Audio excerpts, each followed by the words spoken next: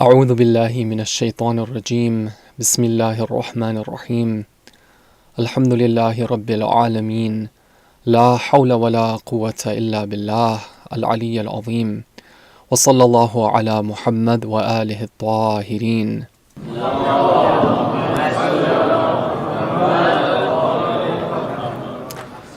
Allahumma salli ala Muhammad wa ali Muhammad. Respected elders, brothers, sisters, Assalamu alaikum wa rahmatullahi wa barakatuh. I pray that all of you are doing well and enjoying the blessings of these last few days and nights of the most special of months. In a tradition, we're told that one time Jabir ibn Abdullah al-Ansari went to see Rasulullah sallallahu alaihi wasallam, and it was the last Friday of the month of Ramadan. So Rasulullah, when he sees him, it's not the normal type of conversation. Rasulullah is very keen on Jabir understanding that Jabir, this is the last Friday of the month of Ramadan. And he asks him, have you begun to bid farewell to this month?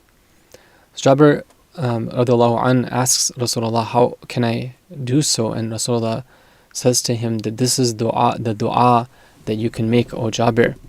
And that dua is the following. It says that Allahumma la taj'alhu akhir al-ahdi min siyamina iyah fa in ja'altahu faj'alni marhuma wa la taj'alni mahruma. O Allah, don't make this be the last time where I get a chance to serve you by fasting. Meaning that let this not be the last month of Ramadan that I experience.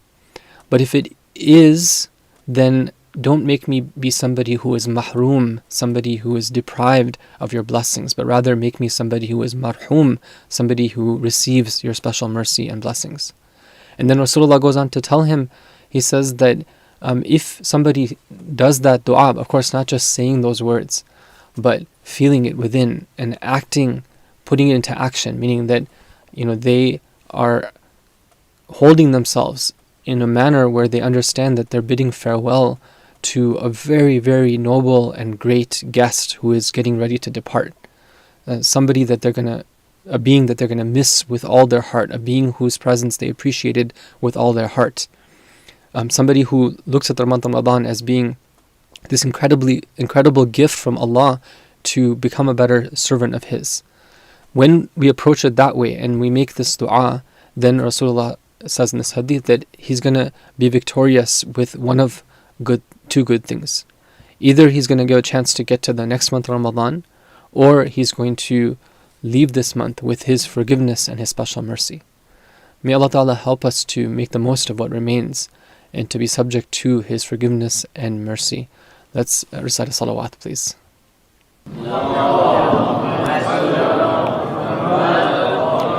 Allahumma salli ala Muhammad wa ali Muhammad. Okay, let's now move on to our presentation, which is going to be followed by our interactive quiz. So make sure to join us on slido.com with hashtag Saba so you can participate in that. But for now, let's go to our presentation. So today we're going to be looking at one of those life verses.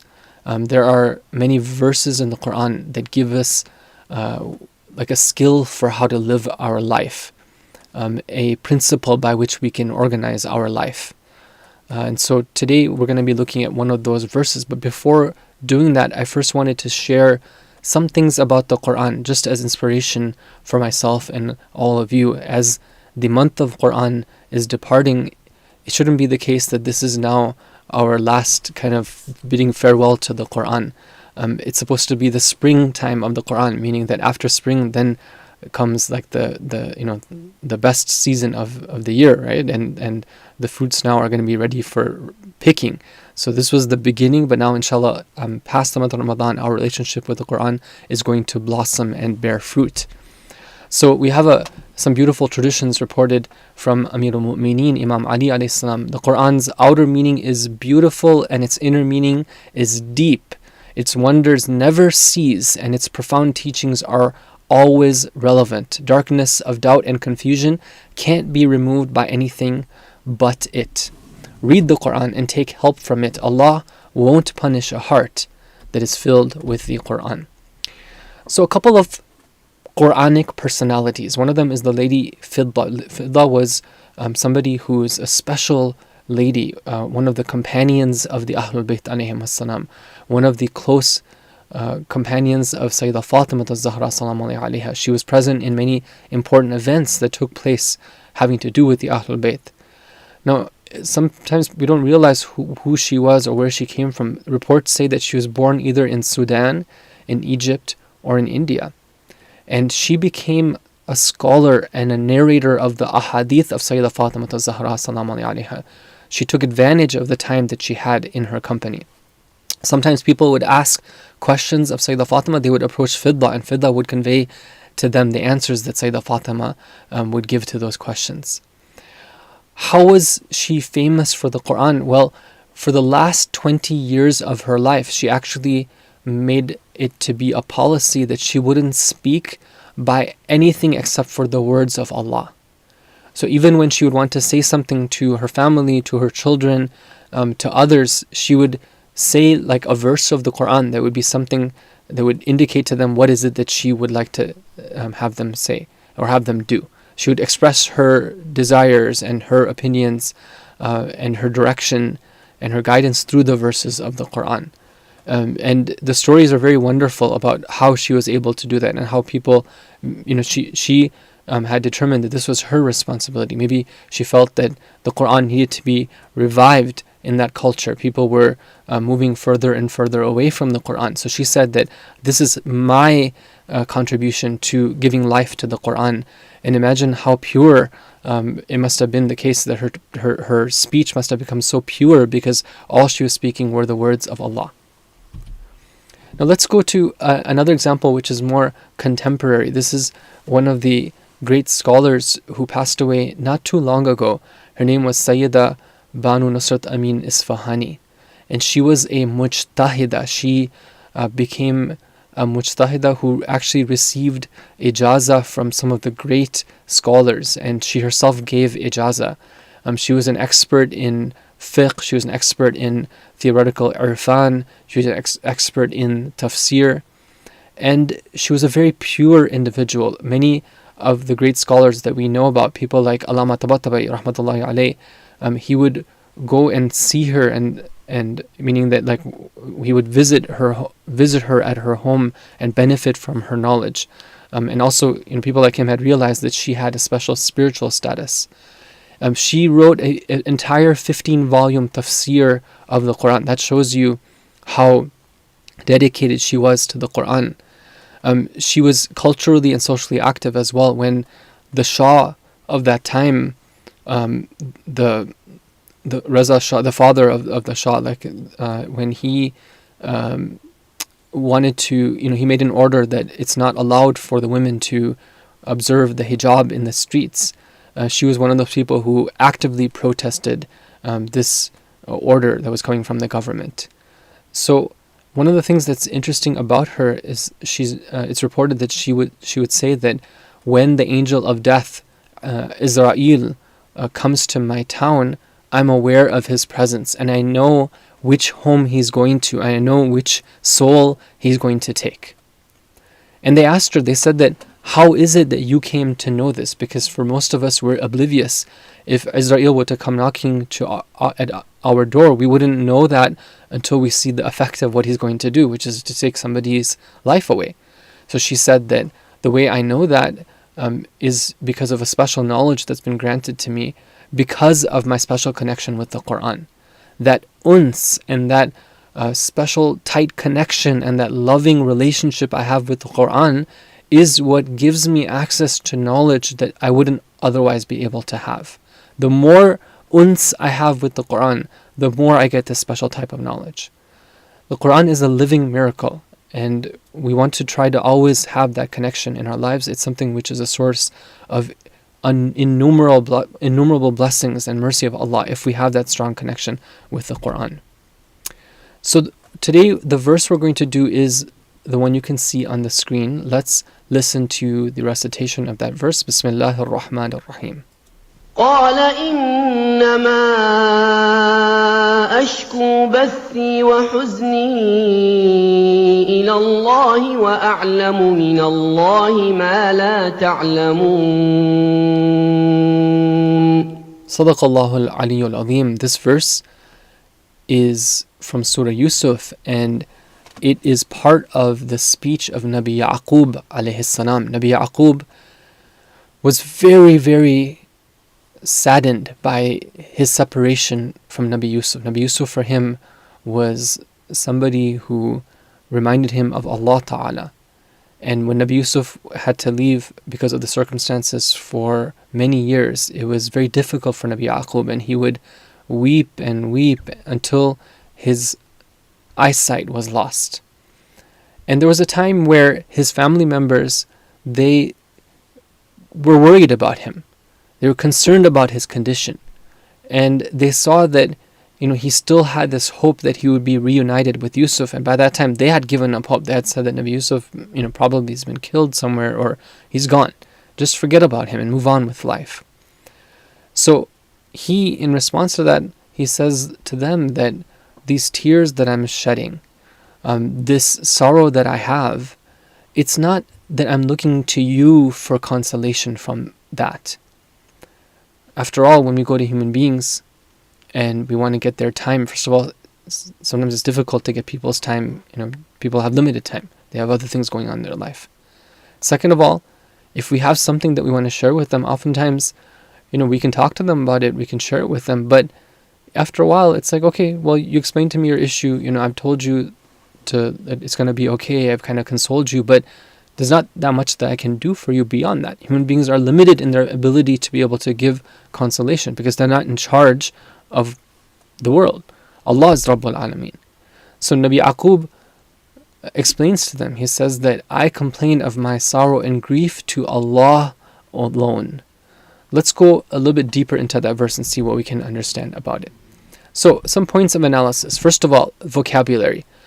There are two words that are used here when Nabi Yaqub is speaking. He's saying that I complain of my sorrow and my grief.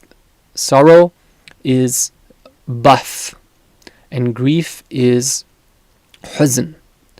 And what is the difference between the two? When they're used together, bath refers to that sadness which is seen on the outside. For example, tears on the face, like looking upset.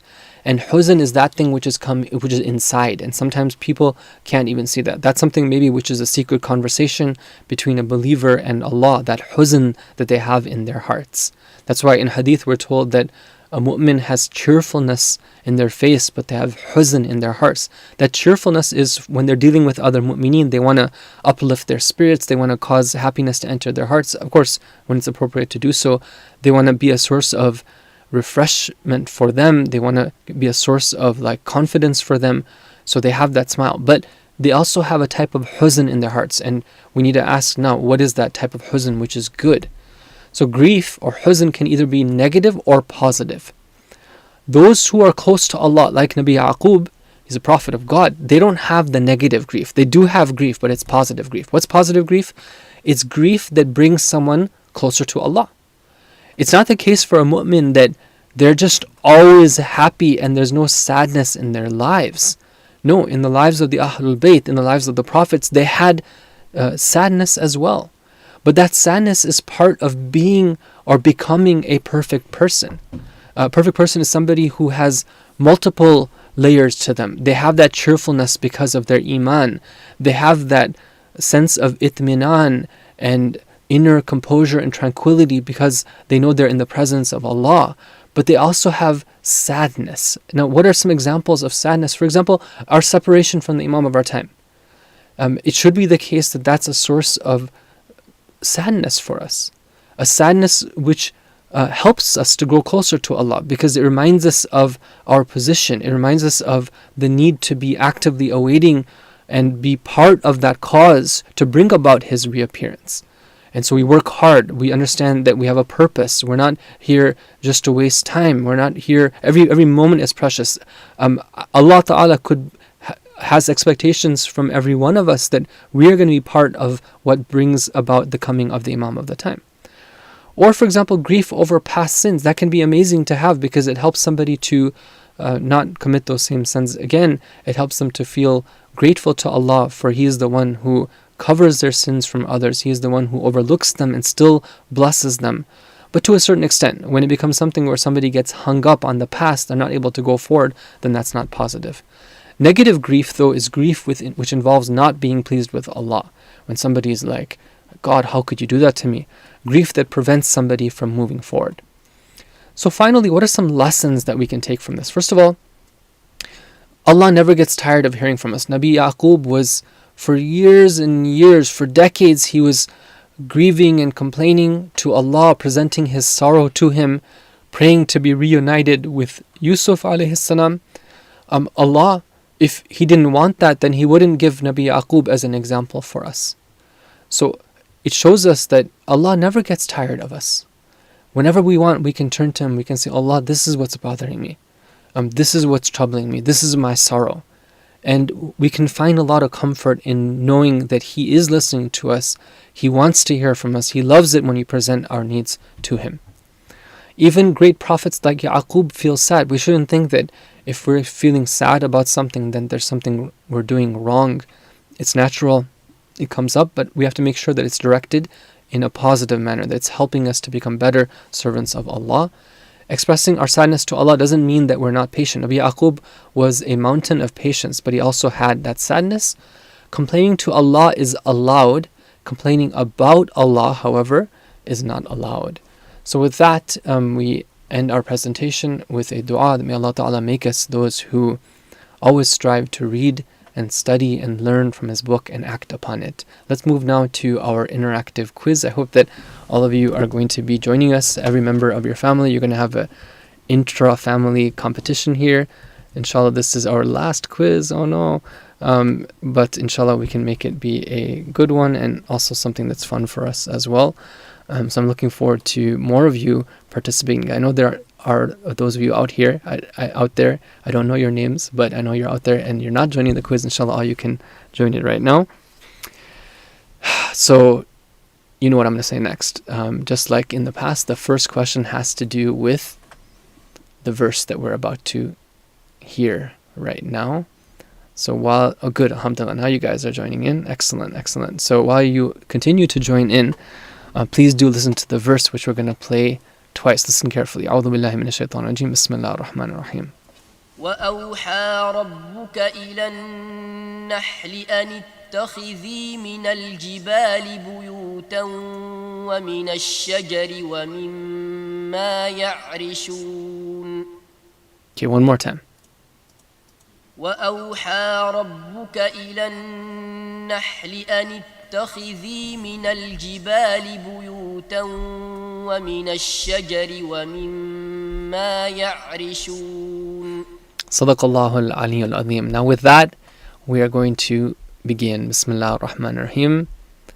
Okay, the verse you heard refers to which of the following? The hint is Jibal is the plural of Jabal, equals mountain. I even gave you the hint as well. And here you see a list of many of the parables and ayat that we had the opportunity, alhamdulillah, to be covering over the last week or so. And we're very grateful for that. So think back and identify which one did this verse talk about.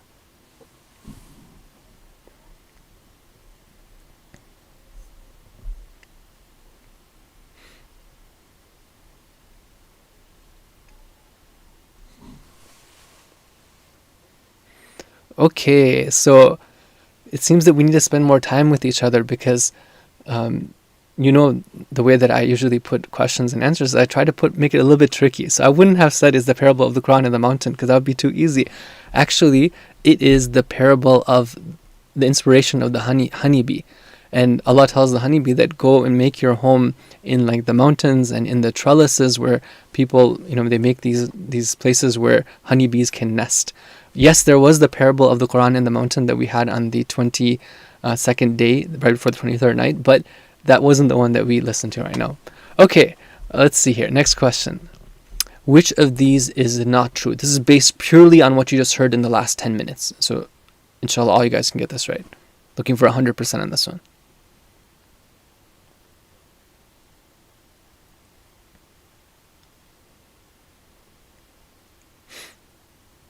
This one's a bit tricky, actually, I have to admit.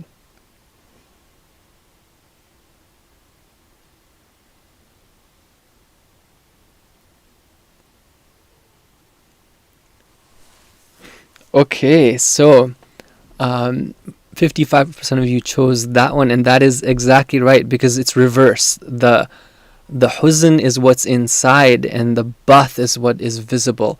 And I'm glad you guys caught me on that one. Okay, excellent.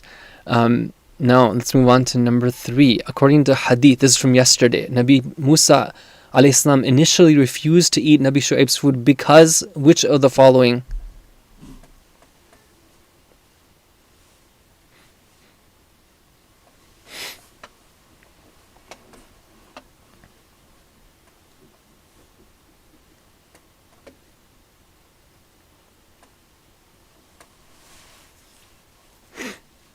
You know, there are people out there, they don't go for lamb meat, right? It's just not something that they do, right? But the hadith didn't mention that. Nabi Musa alayhi salam actually, he watered the animals for the sake of Allah, not for a reward. Okay? As most of you selected. Excellent. And the last one is, the Quran presents the parable of a thirsty man going to a mirage as an example of which of the following? This is from yesterday's presentation portion. Let's see who remembers.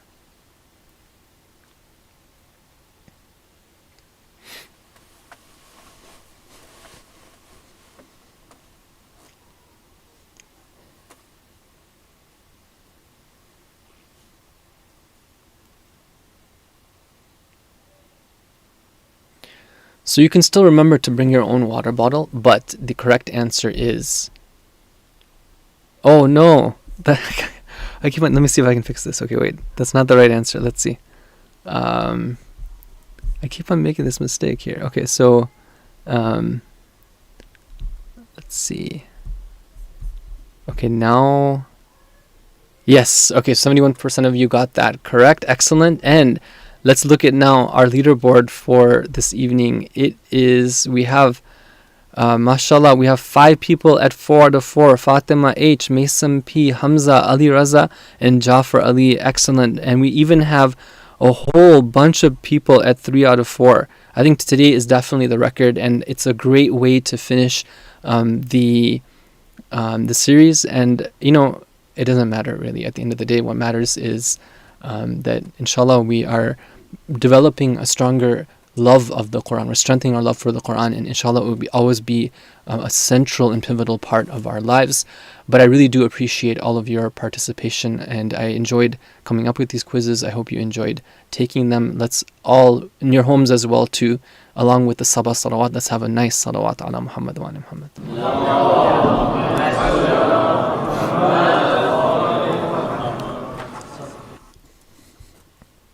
Did you guys notice the ahsant at the end too? Like, that's very much like the Saba salawat there. Okay, anyways. All right, so we are now going to the speech portion for today. We are discussing the incredibly beautiful story of Nabi Musa alayhi salam and Nabi Shuayb.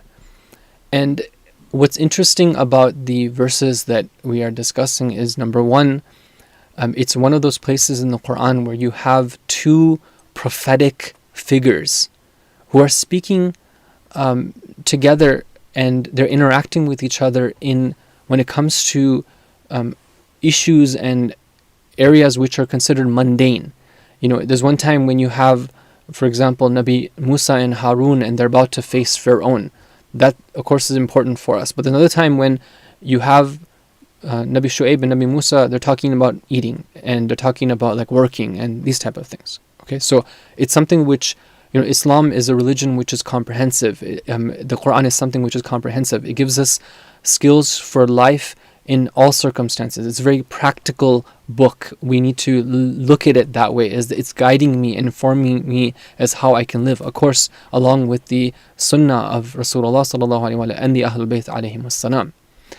Now, not only is it a dialogue that's happening here where it's about ordinary matters, but these ordinary matters are important ordinary matters. They're important things that happen in life, and they're some of the most stressful and some of the most like prone for conflict. What are those 2 things that are being discussed here? Number 1 is marriage, and number 2 is business. Now, if you think back and you like do a little survey in your mind here of like, where do major issues happen between like different families and different parties? Like, where in different communities do you have people who develop like a type of grudge against each other? A lot of times it happens in these types of things. Like the marriage goes sour, and then suddenly it's like, everything breaks loose and there's a big fight, okay? Or there was a business deal and then this person cheated that person and then they started to do this and that, and then, pretty much then everyone knows about it, and then it causes all these ruptures and damage. So it's interesting that Allah is showing us in the example of Nabi Musa and Shuayb, these two areas, how they can be dealt with in a way which is godly in nature, in a way which has Tawheed at its center point, in a way which Allah Ta'ala is present in the way that they talk, and in their hearts they know that they're in the presence of Allah Ta'ala. What is it that Nabi Shuayb tells Nabi Musa? Verse number 27 of Surah Al-Qasas. أعوذ بالله من الشيطان الرجيم. قال إني أريد أن أنكحك إحدى ابنتي هاتين على أن تأجرني 8 حجج فإن أتممت 10 فمن عندك وما أريد أن أشق عليك ستجدني إن شاء الله من الصالحين. He said, I indeed desire to marry you to one of these 2 daughters of mine on condition that you hire yourself to me for 8 years, and if you complete 10, that will be up to you. And I do not want to be hard on you. God willing, you will find me to be one of the righteous. Now let's try to understand the context here. Nabi Musa a.s. is somebody who is not in a position to be bargaining for something here. It's not like he has like a whole bunch of options. He can, go onto Expedia and look for like another like Airbnb where he can kind of like settle down for the night, right? This is the option that Allah Ta'ala has opened up for him. From his perspective, it's between what they say like a fire and the frying pan, because if he leaves Madian, then he could be caught by Pharaoh's army. If he stays in outskirts of Madian, according to Hadith, at least there's a fear of wild animals, and he doesn't really have anywhere else, right? And he sees here that this is his own option. Now, if Nabi Shuayb was somebody who had an exploitive nature, he could have taken advantage of the situation. He could have been like, well, here's the deal. This is what you got to do, and leave it, take it or leave it. Okay. But rather than doing that, he takes this type of approach. He presents it in a way to Nabi Musa a.s. where he's not dictatorial. He presents it in a way where he is trying to not only emphasize that what he's doing is not, he's not like taking Nabi Musa a.s. and trying to like squeeze everything out of him. The way he presents it is that something which is, it's bearable, it's manageable. It's like, okay, 8 or 10 years of service. But during that time, it's like, he's going to be taken care of. He's going to be accommodated for. It's going to be enough time for Nabi Musa a.s. to mature, where if he wanted to then go back into his hometown and he wanted to remain hidden from the people, then his facial features would change enough, perhaps by that time. Maybe that's why, one of the reasons potentially why he's giving a longer period of time. Maybe by that time he knows that, Pharaoh, at least those people who are actively like looking for him, eventually, okay, they'd be like, okay, well, he's been killed along the way. But what he's doing is that he's presenting it as an option which is manageable. It's something which can be, it's not something which is overly difficult. But he's also trying to impress upon Nabi Musa that I am not somebody who's going to be a bully to you. I'm not going to take advantage of you. He says, I do not want to be hard on you. And he says, you will find me to be one of the righteous. There's so many lessons in this, brothers and sisters. One of them is that Nabi Shuayb a.s. wants to deal with Nabi Musa in a way where he honors him. How does he do so? One of the signs of honoring somebody is to respect their freedom and to just respect their individuality. Okay, of course, in tarbiyah, there is a time when this is appropriate and there's a time when it's not appropriate. When somebody is going to make a choice, one of them being something which is detrimental to their hereafter, then that's not an option that you want to give somebody.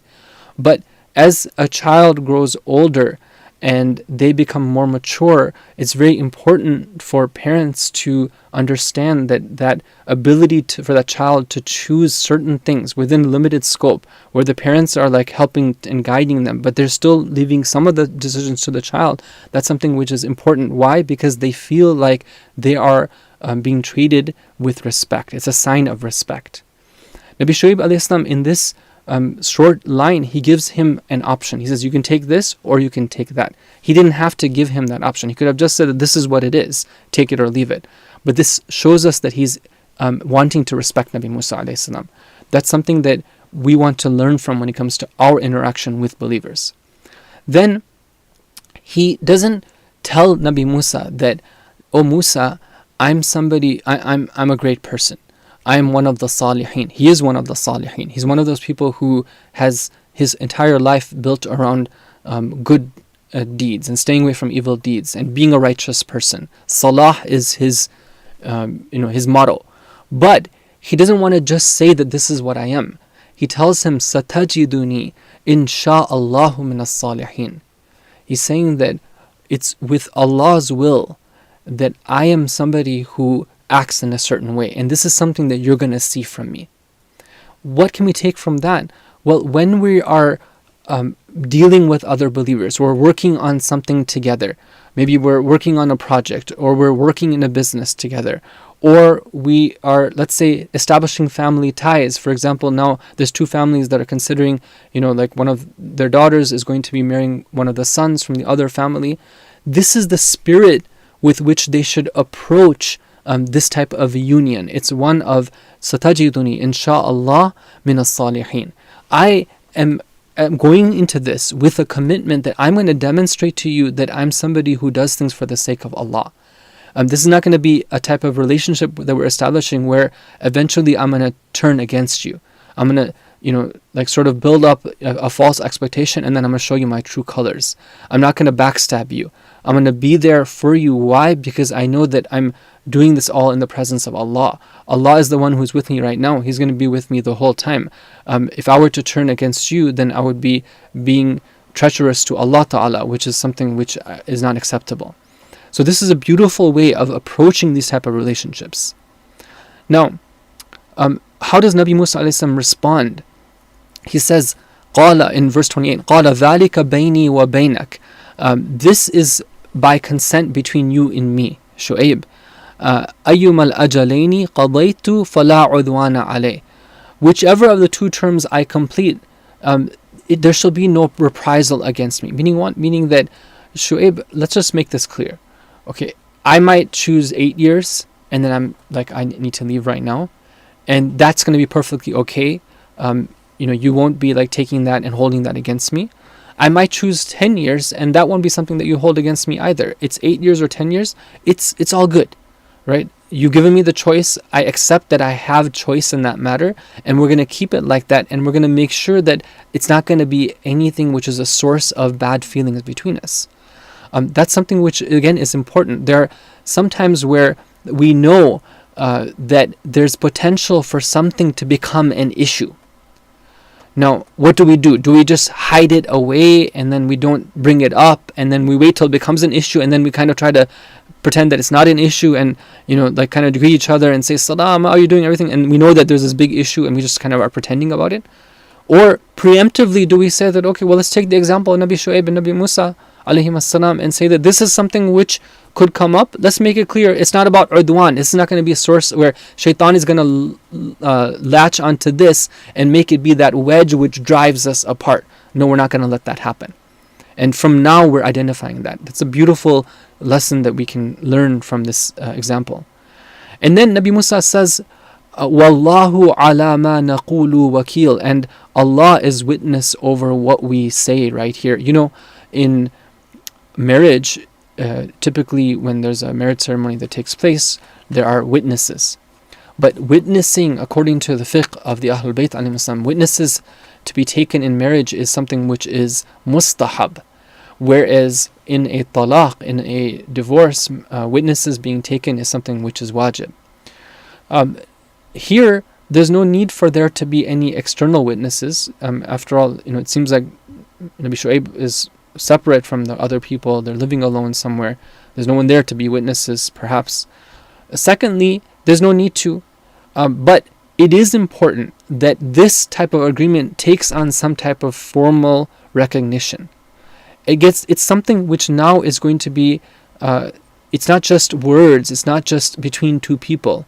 It's between these individuals and their Rabb. And so what does he say? He says, Allah is witness over what we say. Allah is the one who is witness. He is the one who is the judge. If any parties are going to, of course not in their case, but when you take this as an example, if any among believers, somebody's going to go and they're going to now take advantage of that other person, they should know that they are going to face the reckoning in the hereafter. Sometimes people ask, they say that, we do our research, we investigate, we look into the other person's background. For example, when it comes to marriage, we talk to people who know them, we talk to the communities that they were part of, we talk to individuals who are well positioned and they would know if there's anything wrong with this person. We talk to them, we get their honest opinion, we tell them and assure them that it's not ghiba. But even after we do all this research, we don't know for 100% that this marriage, for example, is going to be okay. Or let's say in business, we don't know that this person is going to make like the right employee for me or the right business partner. Well, when it comes to believers, they do have something which is called tawakkul on Allah. They do their part, but then they leave it to Allah. They know that Allah is witness over what they do. And in life, you can never be sure of anything. Every time we even just get into our car, remember those days when we used to get in our cars before this whole thing? Anyway, when we get into our car and we just go out, we don't know what's going to happen. But we take Allah as our wakil. In whatever matters, right? We're not alone. And so here, like let's say it comes to like something like marriage, we do our homework. We shouldn't be like those people who just say, oh yeah, we call up one person and that person says, yeah, mashallah, it's a great person. Okay, done deal. No, we do proper research. We do things, make it clear to people it's not ghiba. But then afterwards, once we arrive at that point where we're like, okay, good, all the research it clicks, it checks in, everything is good. We've done all the other investigation. We looked into the background, everything like that. It seems like it's a good fit. Well, what about that? What if? Well, that's where we do tawakkul. Wallahu ala ma naqulu wakil. Allah is the one who is witness over what we say. He is the one that I take as my wakil. He is the one that I take and I rely upon Him. He's going to be the one who is going to execute my affairs. Now, just one more point about these verses. That one of the things that you see here is that Nabi Shuayb alayhi salam, he leaves a bit of choice in the matter for Nabi Musa. He doesn't, enforce things upon him. He doesn't impose on him. And that's something that we find in the Sharia. It's very beautiful that we see that there are these provisions where Allah Ta'ala says that, okay, here's what the bare minimum is, but you can go and you can do more than that, rather than forcing it upon us to do that. I'll give you an example. Riba is haram. So, for example, if I am giving a loan to my fellow believer and I say that, okay, you want to start a business, then here you go, here's $1,000. But after 6 months, when you pay me back, you have to pay me back $1,200. Well, that $200 is riba, it's haram. Yes, there are provisions for being able to accept riba from for example, non-Muslim bank if it wants to give it to you, and there's other conditions whereby which we can take loans which at least on paper are interest-based, but these are things which need to be dealt with in a proper fiqhi manner, and there's ways of doing this where it is halal, where it doesn't involve like the haram part of the riba. Okay, anyhow, that's not, but however, let's say that if I want to give a loan to somebody, here's $1,000, you have to give me back $1,000, I say after 6 months.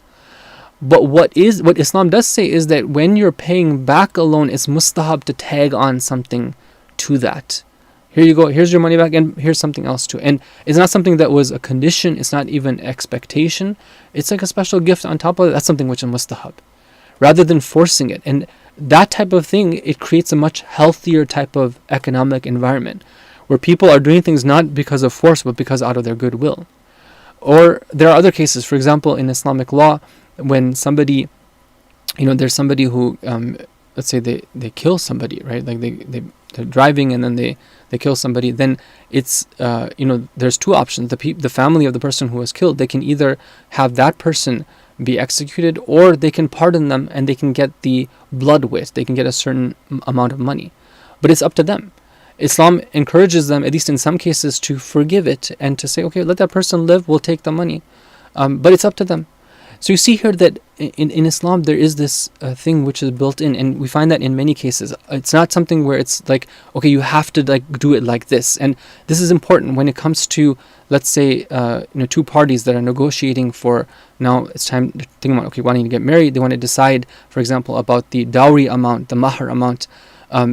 They need to take these into account. The Prophet ﷺ would tell people, okay, the best of the women are those who have the lower amount, not so low where it's like, okay, nothing, but it's lower, not making it difficult. Now, let's say that the party of the husband is well-to-do, they want to add something else, okay, fine, but then there is something which is called mahrus sunnah, which is that amount which, according to tradition, was what Sayyidah Fatima a.s. got from Amir al-Mu'mineen a.s. That's what's mustahab. The rest then should be, it's mustahab for it to be, it's recommended to be given as an additional gift, not as part of the mahr itself.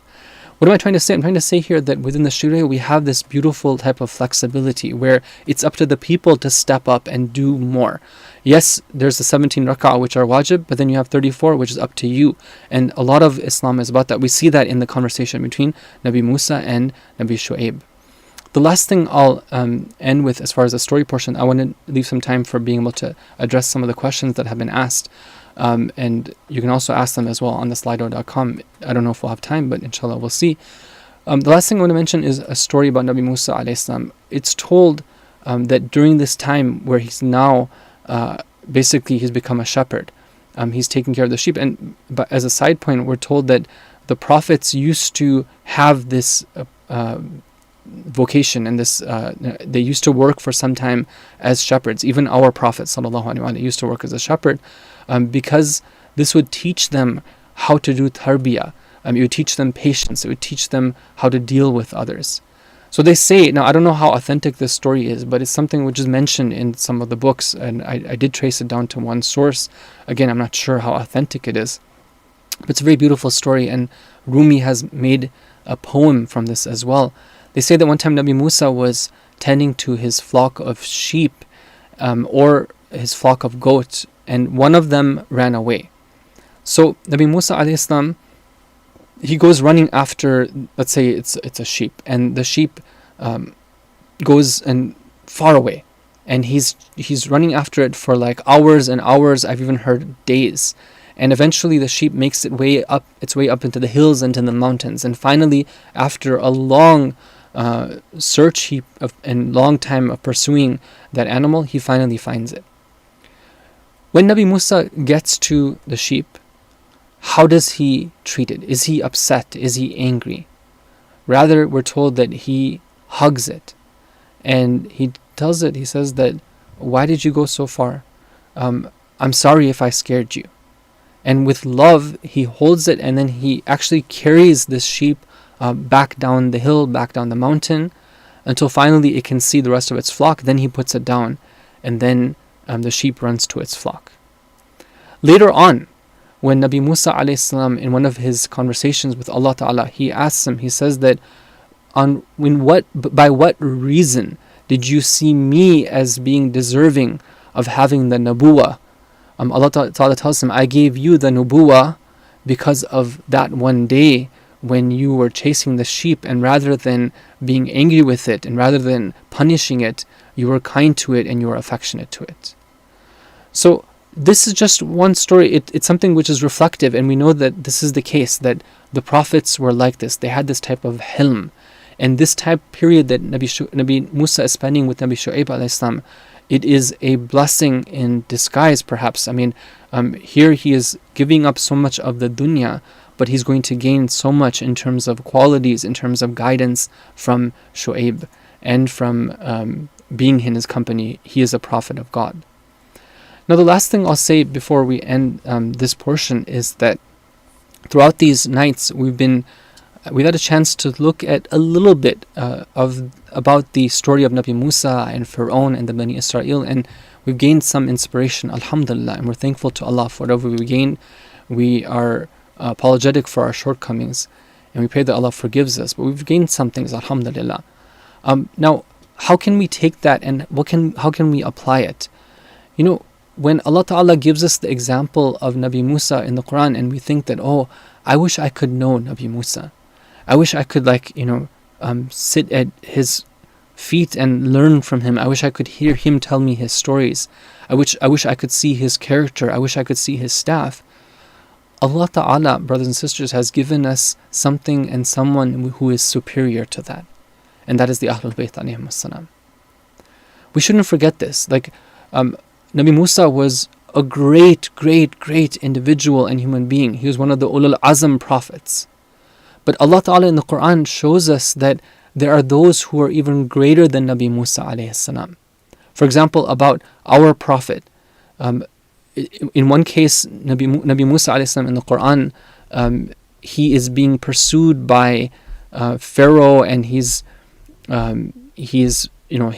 Pharaoh and his army are chasing Nabi Musa and his people. Now, in this case right here, what does Nabi Musa say? He says, "Kalla inna ma'iya Rabbi sayahdin." We're not going to be taken by the army of Pharaoh. With me is my Lord, and he will guide me.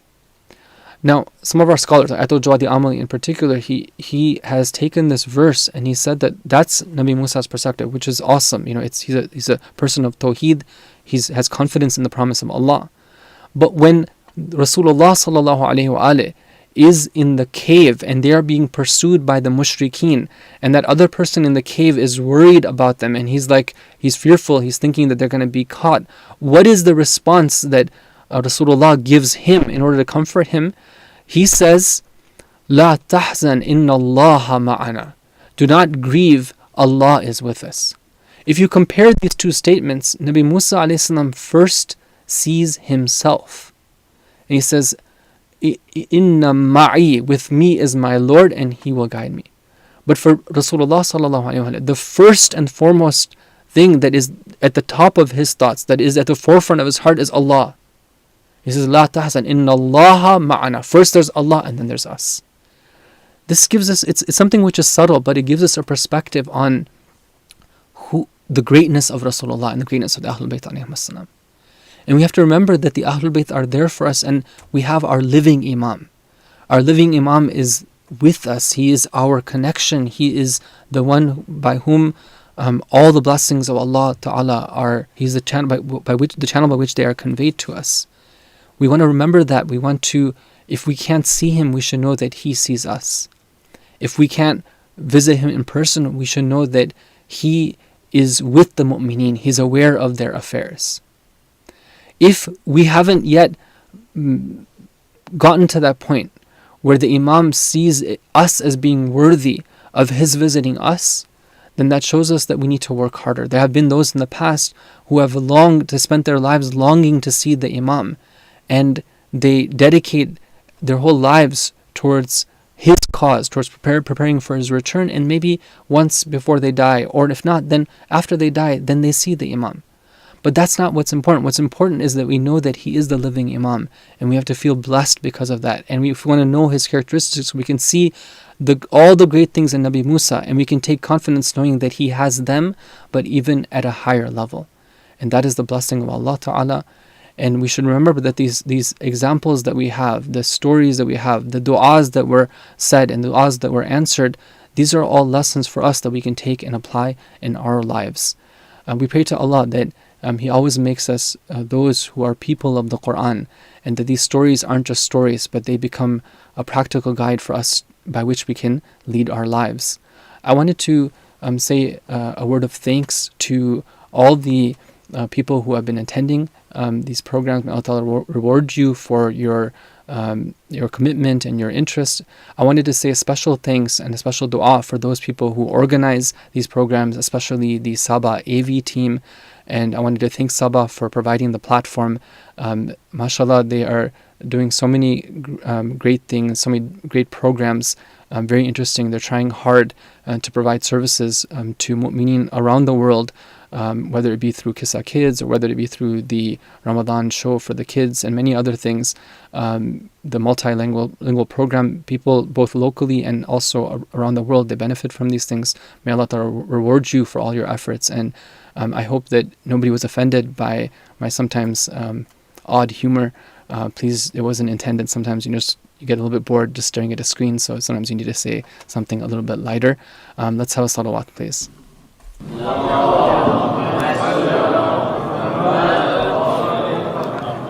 Okay, let's take a look. We have a few minutes left. Let's take a look at the Q&A for the audience. So we're going to go down to the bottom here. Let's look at this one. Are you allowed to shave one's sideburns? So I think what's being asked here is if you are like a man and you have sideburns, can you just like shave them off and maybe like kind of sort of go like keep like a goatee? So this is something that you have to refer to your marja on. According to the fatwa of Ayatollah Sistani and Ayatollah Khamenei, it's necessary for somebody not to shave the full beard, meaning like from here all the way here. They can trim it down. They can make it thinner like this, up to like this length right here, but they can't just like take it all off. So I don't know. I think that's what is being asked here. If there is somebody, there's a boy who doesn't have like a men's facial hair, just has like boyish hair, that can be taken off. That's fine. But when boy is now no longer a boy, he's a man, then he has that male facial hair. Then at that point he's not allowed to shave it all off. He can trim it down, but he can't shave it all off. Okay. Now you mentioned in some cases that for qaza namaz one can leave out second surah. I didn't mention that. I said that in mustahab prayer, in nafila prayers, it's mustahab to say the second surah. But in qada prayers, the rule is the same as the wajib prayer. In the wajib prayer, we are not allowed to omit the second surah.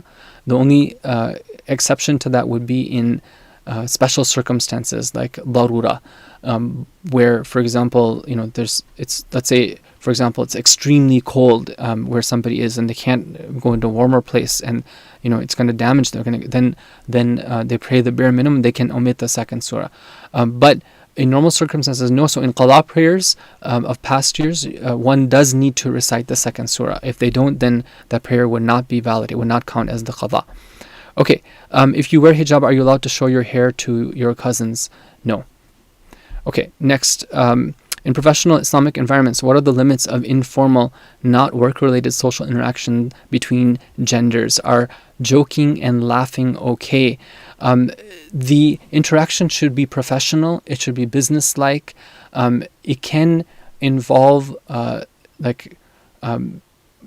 it doesn't, business-like and professional doesn't mean that somebody has to be mean, but there are limits in terms of how friendly they can get. Saying pleasantries is okay. Being a pleasant person is okay. It's a good thing. But getting personal is not okay. Joking and laughing, the line where it becomes haram is where it becomes like a back and forth, like joking session. It's like I say something like ha ha ha, you say something ha ha ha. That mudahaka, it's what's mentioned in the fatwa. That's not something which is allowed. But let's say it's just a pleasantry, like okay, that type of thing. Yeah, once in a while where it's professional, it's it's guarded. That's something which is okay. All right. In Islamic environments in particular, we should be aiming to have like the best type of interaction. So in that case, again, saying salam, but it should be like the etiquette of not staring and of casting the eyes down. These are things which should be promoted. It should be practiced. It shouldn't be the case that when non-mahrams are alone, to the extent possible, it should be in a place where it's not completely alone, and the other guidelines that we have as well. Okay. Can you please explain why Fir'aun was given guidance or insight in his dream that someone from the Bani Israel would rise and overthrow his dominion? It's a very good question. Through this dream, like, what is it that's going to happen? Well, there's an incredible opportunity there for Fir'aun. He could have been like, okay, well, this is what is going to happen to me if I continue my policies. Maybe I should realize that there's someone in charge other than me. Maybe I should change my policies. Maybe I should ask forgiveness. Maybe I should try to work at undoing the incredible wrong that I've done. And perhaps God will find a way to show His mercy to me. And He will do bada with respect to this, meaning that He will change the destiny, which right now has been laid out to me in my dream.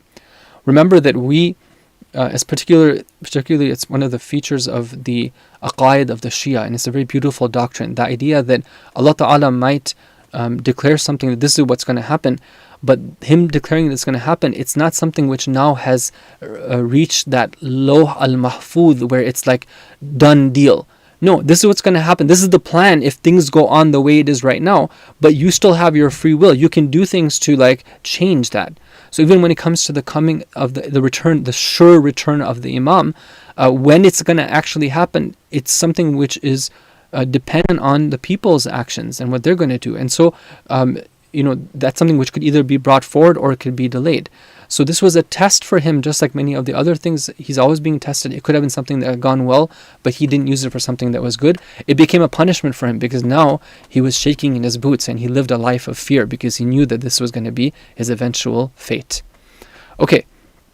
Why did Nabi Shuayb specify 10 years and not just say however long you wish to say after the 8th year? Great question. We have one of the scholars has done some research on this. He says something very interesting. He said that these 8 and 10 years, they were part of the prophetic knowledge that Nabi Shuayb was given. He had known through his access to what was hidden to others that after 8 years, there was going to be a very special incident that would take place in Egypt that would be one of the opportunities for Nabi Musa to return. That would be a good time for him to return. He also knew that 10 years would be another opportunity for him to return. And he knew that after 10 years, Nabi Musa would be 40 years old. He would receive the prophethood, and that would be something that would be a good chance for him. Now, what was going to happen after the 8th year?